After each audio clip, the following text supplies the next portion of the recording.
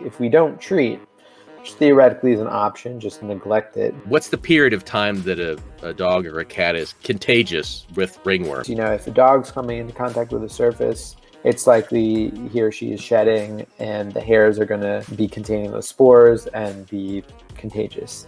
Is there a way you can prevent your dog from getting ringworm? Speaking of treating ringworm, and as opposed to pyoderma, how do you treat it? Yeah, you can treat it in a number of ways, and I'll tell you, there really is no right way. There's an art to it, because I as a practitioner will speak to my clients about the ubiquitousness of this this disease. Like, this fungus is going to last for a long time. Like, if we don't treat, which theoretically is an option, just neglect it, but it's not one that I would ever recommend. It may take 4 months or longer for a dog to have his or her immune system, finally clear this.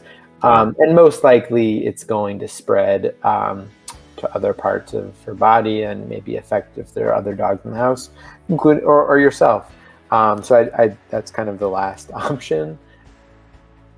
Although, it's not generally going to be itchy or, a real quality of life issue here. Okay. But I definitely recommend treatment, and it comes in a number of forms: topical, as well as systemic antifungals. And so, we spoke about, treating for antibiotics for pyodermas. That's not going to, unfortunately, fix this, and neither will steroids. I think one of the conversation topics, sorry to jump to that, was about fluocinonide. And can it be used for ringworm? And no, it can, but it's not going to help. So I would advise against that. For me, what I generally use for 99% of the patients that I see that have ringworm will be itraconazole. Historically, griseofulvin is an antifungal that there's still no issue in using it. It has good efficacy, but it does sometimes cause some adverse side effects, and I think less so do we see that with itraconazole. I've only used griseofulvin one time back in Louisiana, and I just remember going over possible side effects and stuff that I learned in vet school. But really, I use itraconazole, or itrafungal is the brand name, and sometimes up to 6 weeks. So 1 week treat once a day for 7 days, have kind of a rest week, repeat after a week, and kind of go back and forth. I think you ask one vet, you may get, or you ask 2 vets, you'll get 3 different opinions as to kind of the best frequency and duration of of administering the medication. And you could ask 3 vets in the same practice, and they would probably absolutely different. They probably would things. Honestly, they probably would, depending on their ages or where they went to school, or exactly. For sure.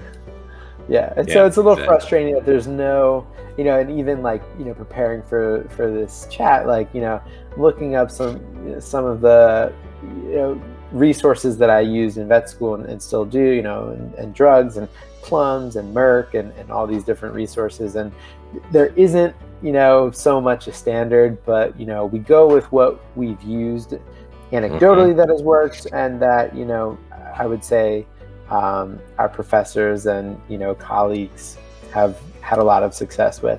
And so I think the goal, because it's one of those things where even if you treat for 6 weeks, you may not have you may have clinical resolution of symptoms, but if you do another fungal culture, it is possible that the dog is still positive for M. canis, and that at that point hasn't really cleared it, and you kind of want to go a little bit further until both clinical resolution and, fungal cultures are negative. I've seen, what I was told is that, you truly haven't cleared it until 2 fungal cultures are negative. No client that I've ever met would be willing to continue treatment until that's the case. Right. But that's what I learned in vet school. But theoretically, it's possible that a dog could be an asymptomatic carrier, which I think is kind of one of the, unfortunate problems with, many diseases, including COVID. Is that, like, I've personally been tested 3 times, and thankfully on PCR I've been negative each time.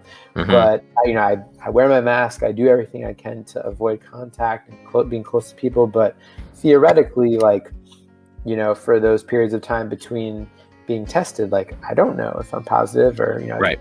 So it's one of those things with dogs too. They may not have any symptoms at all, but potentially maybe, dispersing this to who knows how many dogs in the neighborhood. Right. And so the important thing is, we really want to do the itrafungal, but topical therapy is really, a mainstay too. I feel like I'm beating a dead horse, talking about also with the pyoderma last week, we're talking antibiotics versus systemic.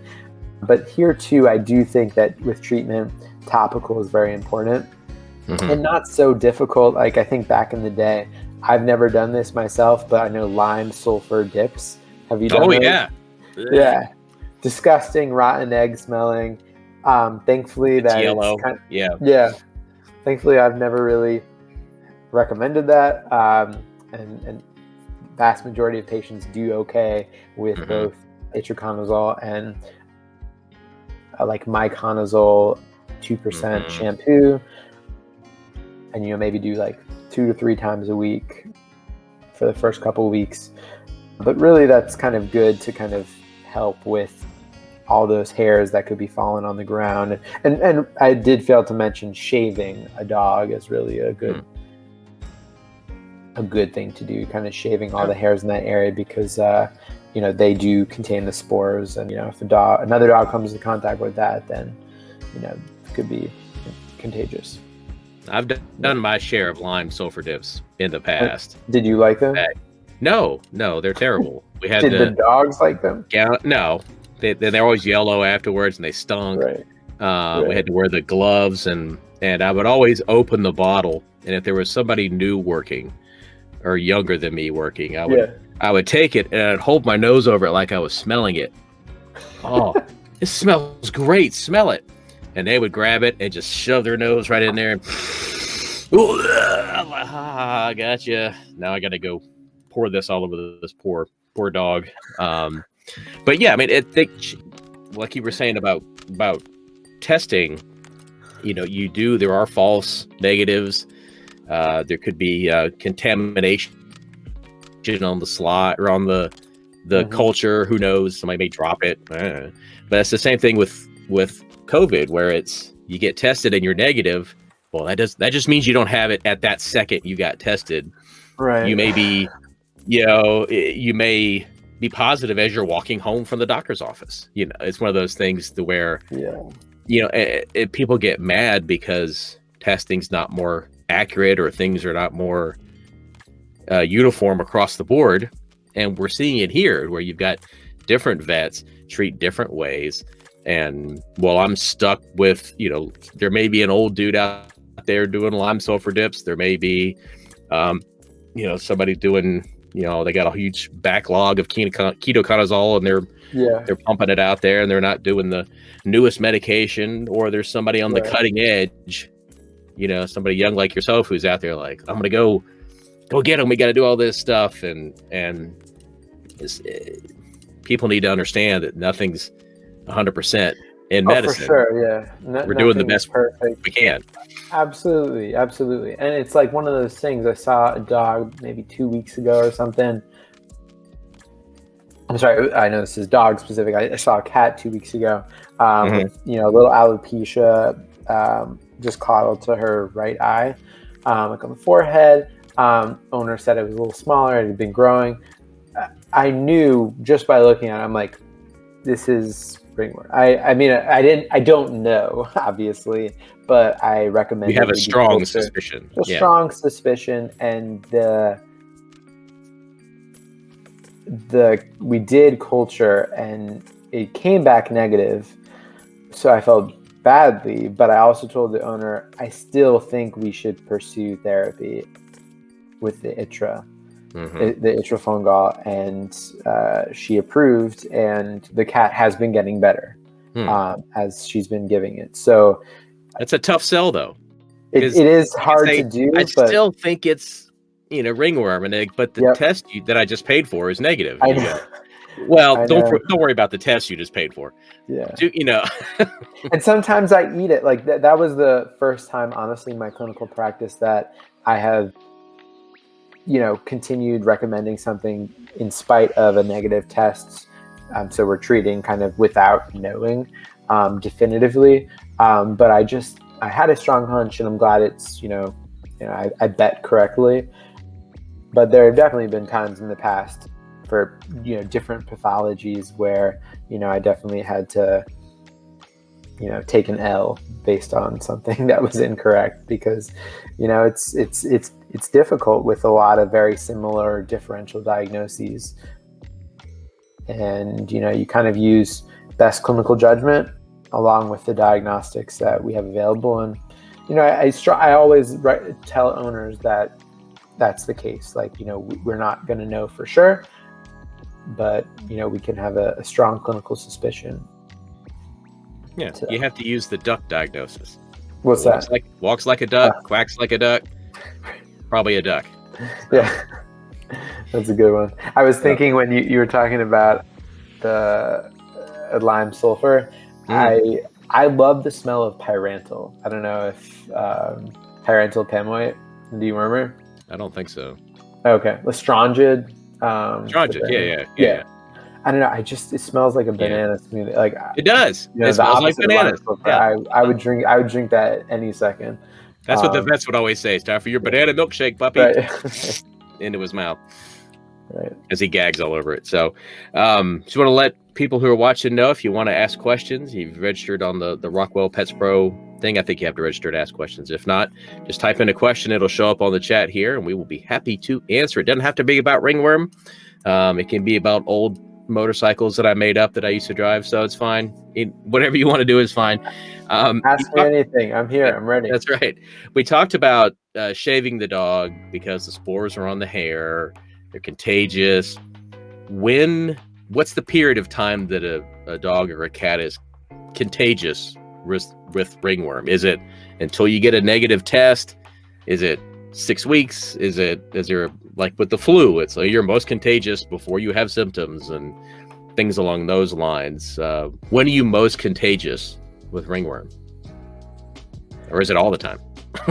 Yeah, you're really most contagious until you culture negative. And is that true negative? Like, as we spoke about. But right. that's kind of the thing. You're still capable of shedding. So along with the individual treatment for one animal in the house, which can also potentially extend to other dogs who, if I tell owners we should try to keep them separate, for a couple of weeks, and they're like, that's impossible. And so I tell them, well,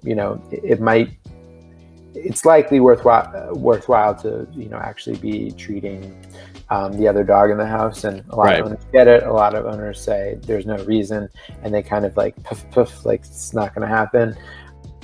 And, at least I've made the recommendation. And if, a couple months down the line, and it may be that may be the case, that the other dog will eventually then start developing symptoms. I'm not going to say told you so, but like that's definitely something that, we've seen. I have a dog and a cat, disclose their names obviously, but same household. Maybe around 2 months ago, I saw them, and we're treating both of them. The owner was very understanding of that because both of them had symptoms.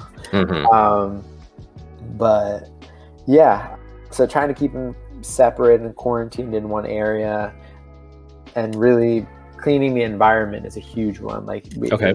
Speaking about environmental decontamination, dogs who have kennel cough or parvo or ringworm, it's one of those things that is just going to stick in the environment for a long, long time. I think there was a study that shows that it can be surviving like 18 months. Wow. Yeah, outdoors. But indoors, if a dog's coming into contact with a surface, it's likely he or she is shedding, and the hairs are going to be containing those spores and be contagious. So bleach is your friend in these cases. Okay. And there's like a specific, University of Wisconsin put out a specific like 1 to 100, water to bleach ratio. That can kind of help. Is that 1 water to 100 bleach? No, I'm just kidding. Yeah. And then you give that IV, and that'll clear you from COVID, right? Oh, exactly right. I'm joking. No. Yeah, don't do that. Yeah, no. Disclaimer: do not listen to Dr. Max when he says inject bleach into your arm. Clear that from the record.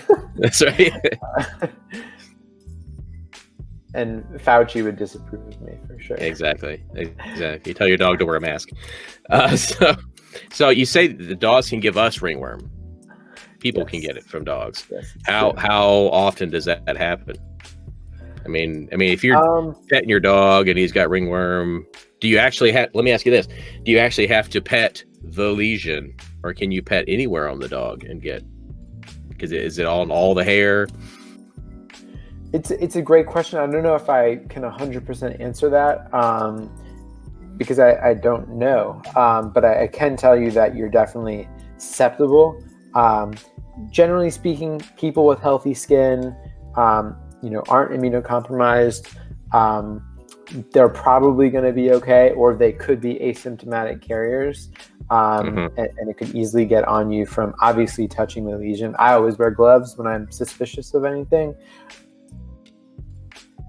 Especially touching the area, but theoretically, those spores, it is one of those lesions that can spread. Usually I wouldn't say as fast as pyoderma, but can kind of become multifocal and affect different areas. And so if you are, touching a clean area of the skin, it is possible that it's just hasn't shown yet. But the microscopic spores have already settled around the hair shafts potentially.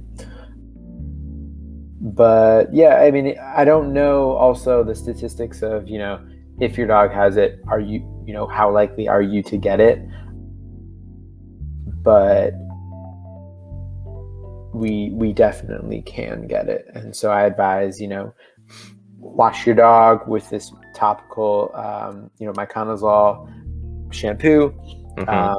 Wash your hands every time after you touch your dog, and don't obviously if there's any dog. Yeah. don't sleep, kind of the basic hygiene stuff. And if you have any lesions on your hand or scrapes or little bumps or anything, pustules, especially don't touch that area of your skin on your dog. Just kind of common sense stuff, but definitely important to be reiterated to people, because if you do get it, I can't treat you legally. I can treat any species, but people. That's right. Homo sapiens, I legally have to avoid. But I always let people know, and people usually understand. Go ahead. No, go ahead. I was just going to say, I've gotten, what have I gotten? I managed not to get Cryptosporidium over our ambulatory rotation with the farm animals on vet school, but I think 9 out of 16 of my classmates got crypto. I'm trying to think of things that I've gotten. I think that we have not, or I've not been symptomatic for any ringworm in my life, knock on wood. Yeah. But and hopefully that will stay the case. Can you get the shampoo anywhere, or is it just vet only shampoo? I honestly don't know, but I imagine it's something that you can only really get from a vet pharmacy or from the context of your veterinary hospital. But as a prescription, we sell it at our hospital, and I've never had to write a prescription for it because owners are very keen on just getting it there on the spot in our clinic. I just wasn't sure if the stuff at the pet store is as effective as it would be through you guys. Like you buy, the antifungal shampoo, but it's not as high a concentration of. Yeah, I would probably just check the concentration of the if it's 2% myconazole, that would be a good one. But that's a good question. Yeah. So I have a question on here. Does any of this help?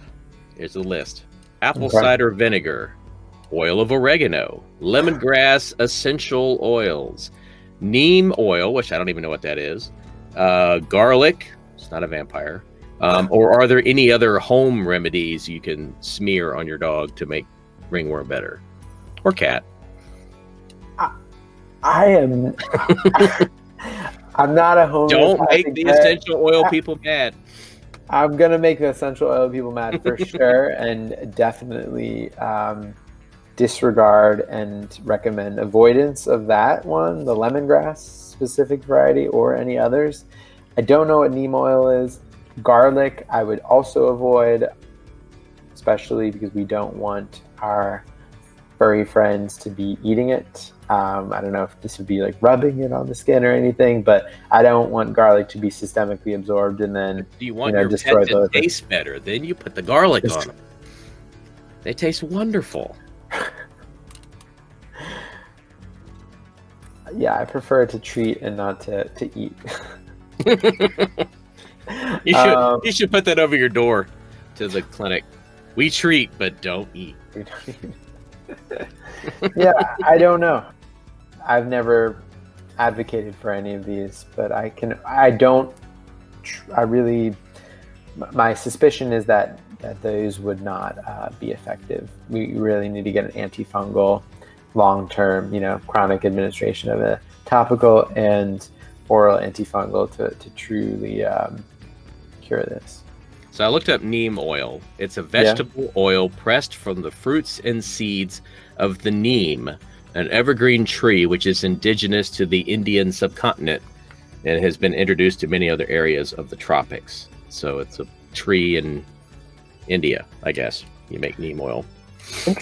Interesting.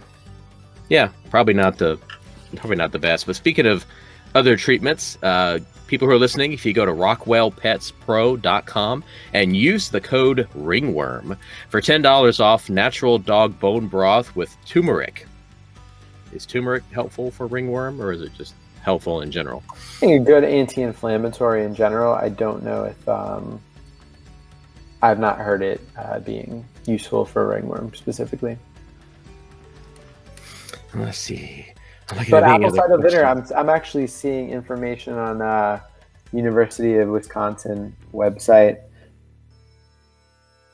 Oh, here we go. Natural, in quotation, treatments often suggested on well-meaning pet websites such as apple cider vinegar, coconut oil, tea tree oil, papaya, garlic, grapefruit seed extract, colloidal silver, betadine, and topical bleach are not effective, and some of these home remedies are toxic to pets.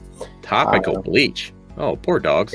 Topical bleach we want to avoid, and then garlic toxic. So, garlic scented bleach. We definitely don't want that.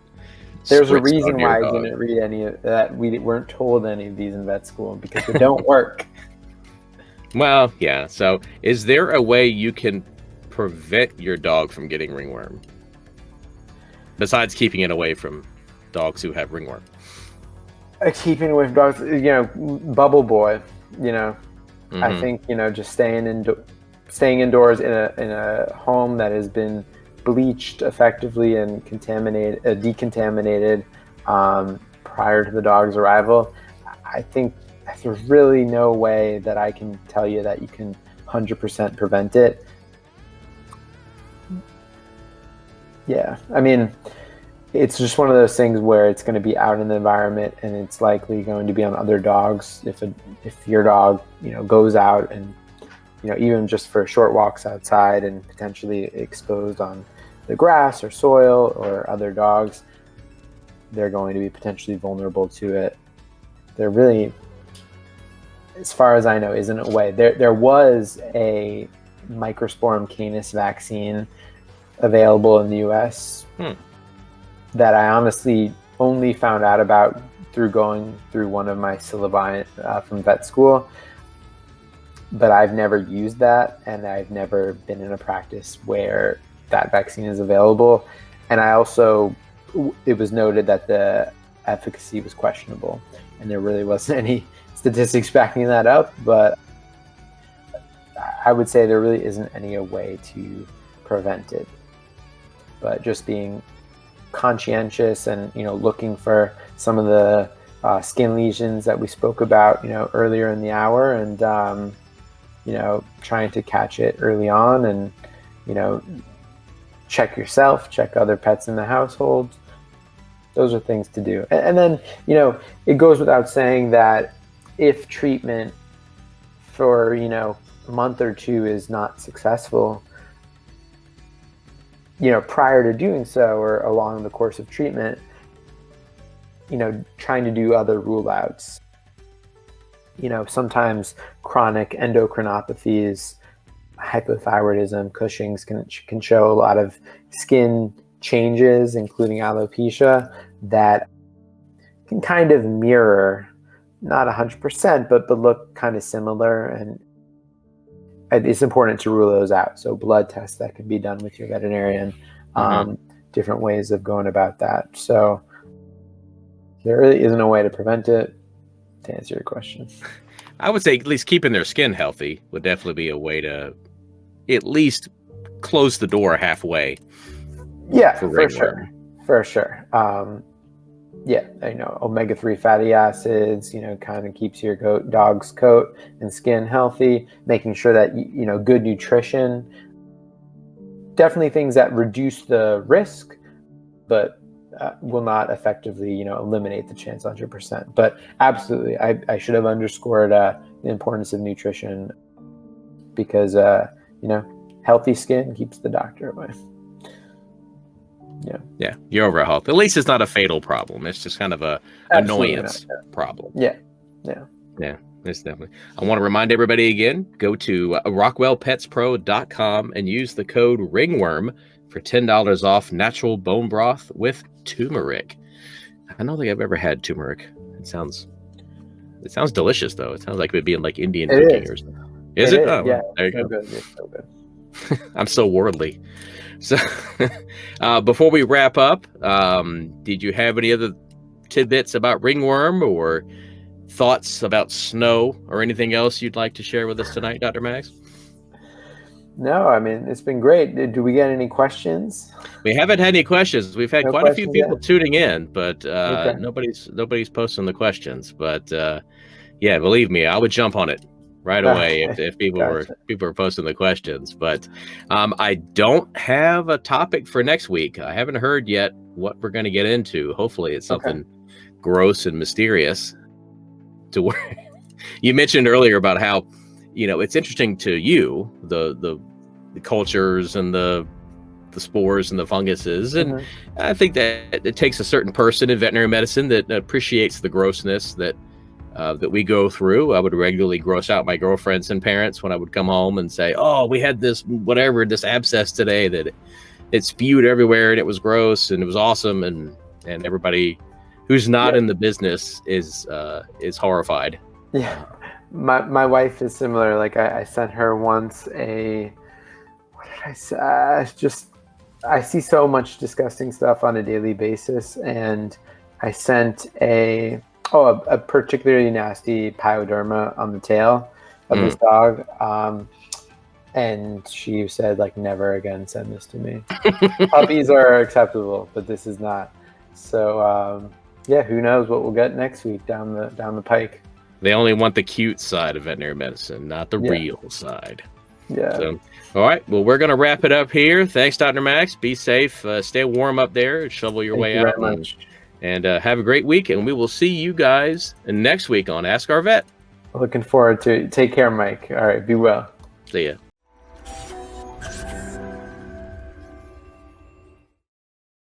Hey, if you like this video on ringworm, don't forget to like and subscribe to the channel and share it with all your animal-loving friends.